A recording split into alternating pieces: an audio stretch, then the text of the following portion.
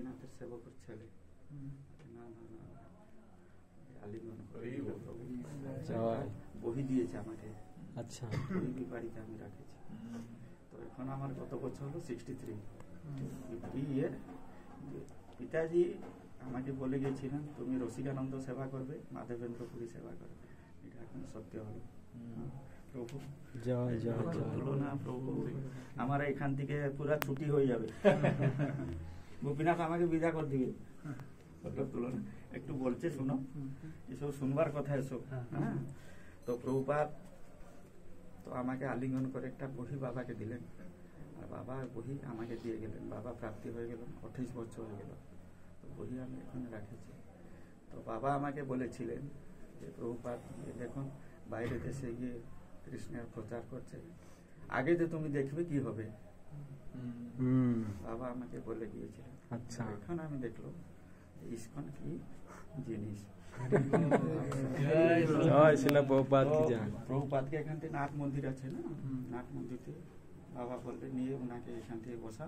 আচ্ছা, রাত্রিতে 12 ভাঁড় ক্ষীর ভোগ হয়। কার জন্য? মাধবেন্দ্র পুরীর জন্য। এভাবে চলছে এই সিস্টেম। আচ্ছা, 4 ভাঁড় বাবাকে মিলে আর 8 ভাঁড় গোপীনাথের ওনার অফিসে ডিপোজিট হয়। 2 ভাঁড় আমাকে বাবা দিলেন, তুমি যাও। প্রভুপাদকে 7 জন শিষ্য ক্ষীর ভোগ খেয়ে এরা আমাকে আলিঙ্গন করে। আপনি একটু আমাদের একটু আলিঙ্গন দিয়ে দেন, আমরা প্রভুপাদের আলিঙ্গনটা পাবো। আপনার নাম কি প্রভু? আমার নাম হলো মদন মোহন দ্বিবেদী। আমার বাবার নাম ছিলেন ভাগবত দ্বিবেদী। আমি 3 জন ছেলে, আমার গোবিন্দ, গোপীনাথ, মদন মোহন। আমি হলো ছোট, মাঝে হলো গোবিন্দ, বড় ভাই হলো গোপীনাথ। বাবার নাম দিয়েছে। আর একজন আমার ইয়ে আছে, বোন আছে, ওনার নাম সুভদ্রা। আচ্ছা, আমার 2 ছেলে গৌর নিতাই। গৌর নিতাই। আর আমার মেজেদার ছেলে রসিকানন্দ। খুব সুন্দর প্রভু। আপনি 13 বছর বয়সে প্রভুপাদের সাক্ষাৎ পেয়েছেন।